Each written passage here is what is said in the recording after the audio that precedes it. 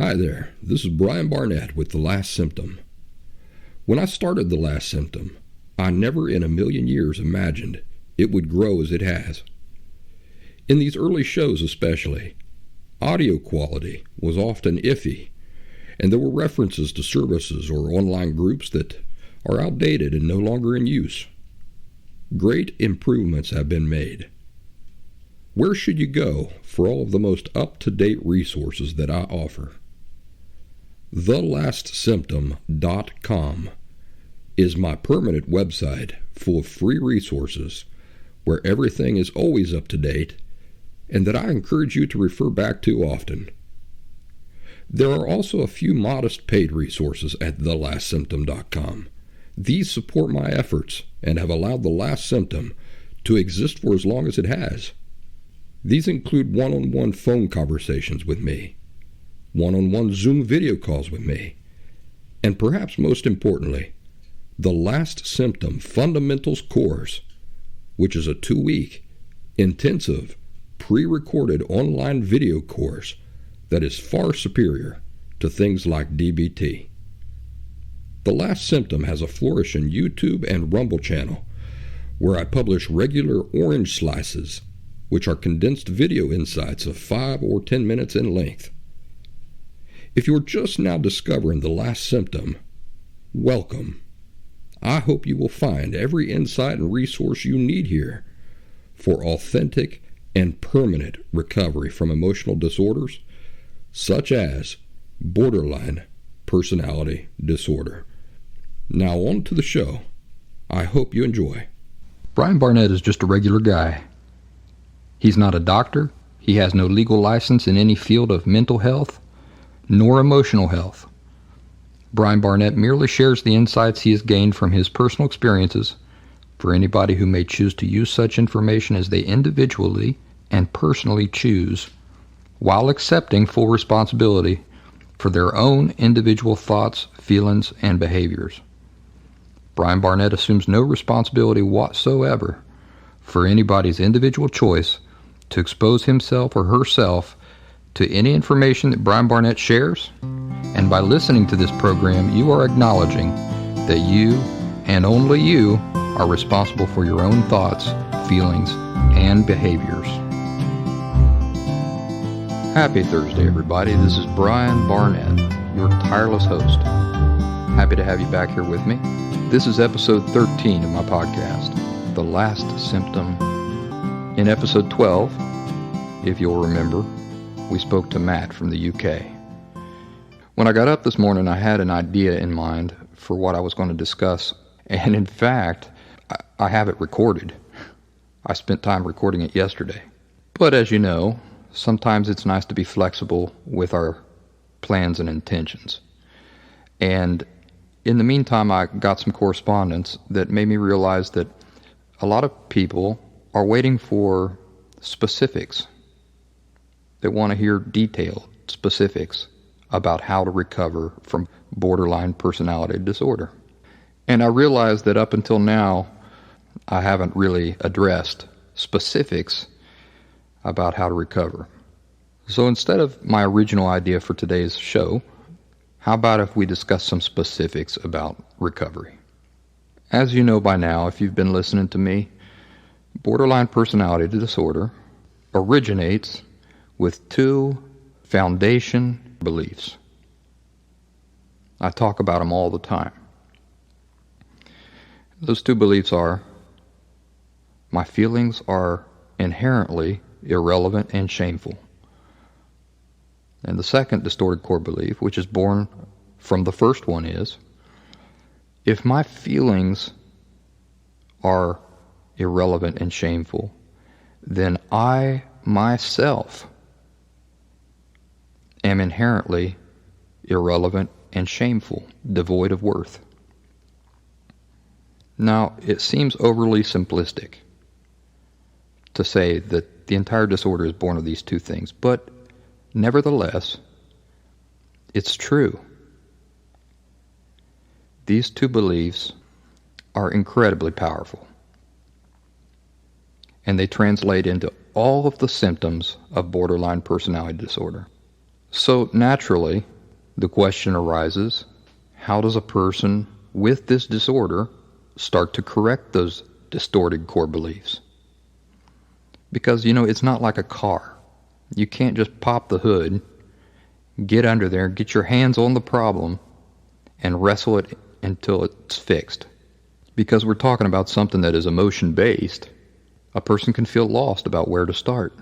How do you get in there to reach those subconscious perceptions and alter them?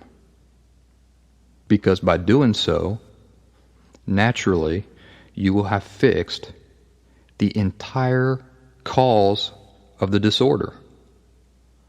Think about it. If those two distorted core beliefs, which are causing every symptom of the disorder, can somehow be eliminated, that means those symptoms cannot be produced anymore. The results of those beliefs, once those beliefs are eliminated, cannot continue being generated. Well, here's the solution, and I wish I could tell you to do a chant, to stand on your head, to climb a mountain and pick a flower, and this will be the solution that you'll no longer have borderline personality disorder. But that's just not the reality. The first step to correcting our distorted core beliefs, or our fundamental subconscious perceptions, is to understand how they form. How did they get there in the first place? And to understand their significance.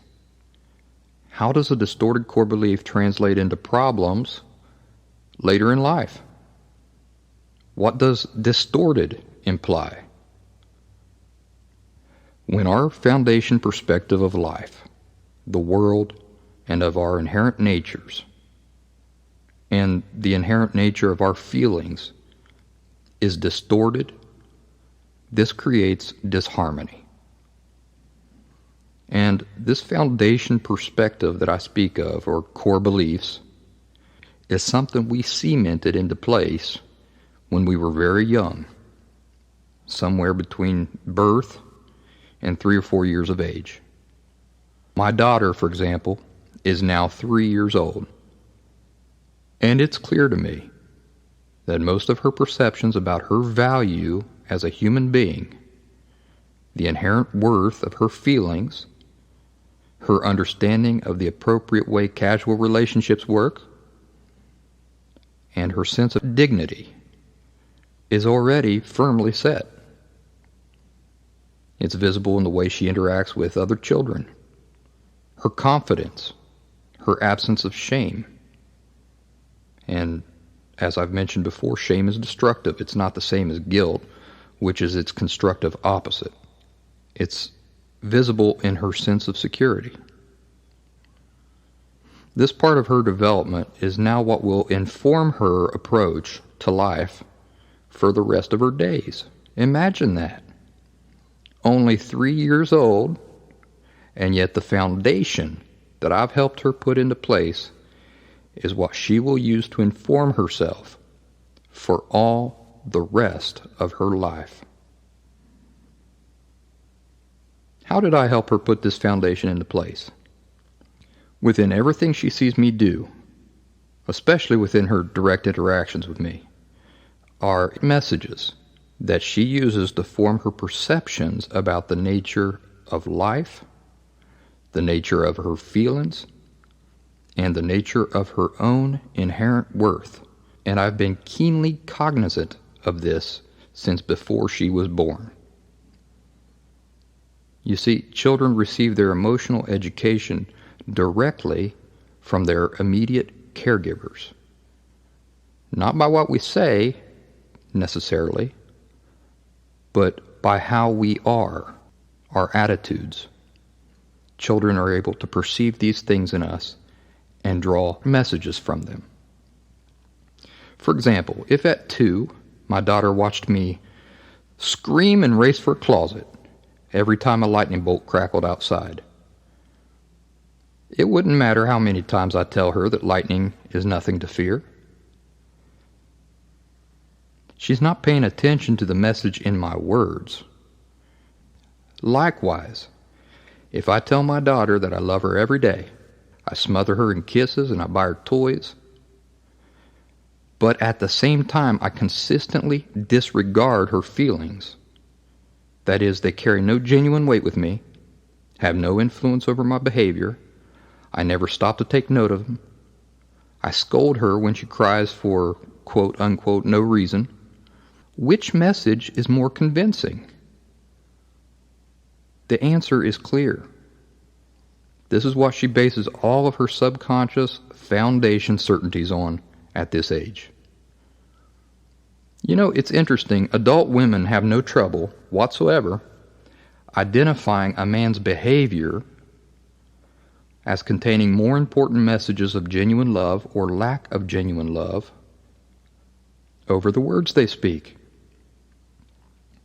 Yet for some reason, we struggle to recognize that children also possess this ability.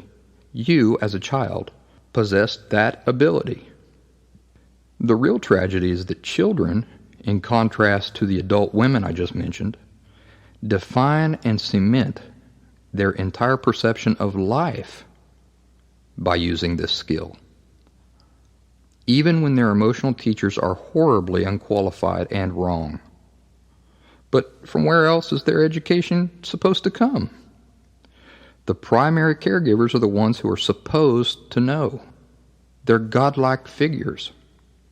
When a child observes their parents' reactions or attitude towards things, the messages contained in those attitudes and reactions and behaviors are not perceived as simple opinions or points of view or as personality quirks. Nuh-uh. When a child sees that defines reality. It's not just how mom and dad think things are. That's how things are. Distorted is when our subconscious perspective is almost accurate, but not quite. Think of a cross-eyed bricklayer. You know, he lays his bricks only slightly skewed, just a little bit, which is imperceptible to most of us as the wall reaches even waist high. But what happens as the wall grows and eventually becomes a full building? The small misaligned start, which was all but unnoticeable to the untrained eye, has now grown obvious. The building, or the house, or whatever this bricklayer is building, is crooked, leaning, and disorganized by the time it is completed. So in much the same way, when our foundation perspectives are slightly distorted in childhood by poor emotional teachers, that is, our parents, this goes unnoticed to the untrained eye. See, this is how we get away with cementing those distorted beliefs in the first place. And through the early parts of our lives, the distorted perspective doesn't create much disharmony. It's in our adult lives, as the brick walls begun to take form, when the leaning, crooked disorganization becomes obvious. Distorted foundation perspectives don't harmonize with reality. See, this is what creates disharmony, or the more official term, disorder. Borderline personality disorder. The perspective used to navigate life isn't accurately interpreting or describing the reality in which that person is trying to navigate. So the two things clash, this erroneous perspective against authentic reality, which creates disorder. The two things are unnoticeably incompatible on a small scale, like in your childhood, but loudly incompatible on a larger scale, that is to say, your adult life. And the most common distortion in perspective is the subconscious perspective people form about the inherent value and nature of their feelings, their emotions, And this single distortion goes on to create every single symptom and effect of borderline personality disorder, as I mentioned earlier. So, the solution: genuinely understanding the nature of our foundation perspectives is the first step to straightening them out. The reason it's important to understand their nature is because the next step is analyzing our personal history with the knowledge of the two distorted core beliefs that I mentioned before. The unique personal circumstances of our individual pasts. And this means that one must often redefine the way she or he views the relationship with her parents or his parents. To learn to see that relationship and accept it as it is, rather than as we prefer to view it. To genuinely see it under the light of reality, rather than through denial. Only in this way can one begin to truly understand and accept what happened, and only when one truly understands what happened, clearly sees it and accepts it, can he or she begin the work of undoing the damage. So let's start here. I've given you if I had to count it, it'd probably be the third step in recovery. But it's an important step. And it's something worth spending time on. Getting intimately familiar with what our foundation perspective beliefs are, how they form, understanding the nature of them, how they work and operate, and their influence on us. That's a great starting point. From there, we can begin to talk about next steps in what to do and how to change those beliefs into something healthy that accurately describes the reality in which you are existing. And when I've talked about things like inherent worth, that every person is born with inherent worth, it's not a Brian Barnett reality. That's the reality in which you live. You have inherent worth, separate from anything you ever have to do or accomplish, or your physique or your looks or your IQ. You have inherent worth. That's the reality in which you are existing. And if you can't see that, or subconsciously you don't believe it, that's creating the disharmony that you are experiencing in your life. As we go along, we'll break these things down even more and discuss them. Anyway, that's what I had to talk about today. I hope you're having a great week. By the way, this is the first new podcast that is going out straight to iTunes, to Spotify, and to Google Play Music. So our audience has the potential to grow dramatically. I'm pretty happy about that. I want to reach as many people as I can, obviously. And so I want to welcome any new listeners who are discovering me for the first time on those platforms. Welcome to the show. Hope to see you real soon, next week. Have a nice week, everybody. And as always, thanks for listening.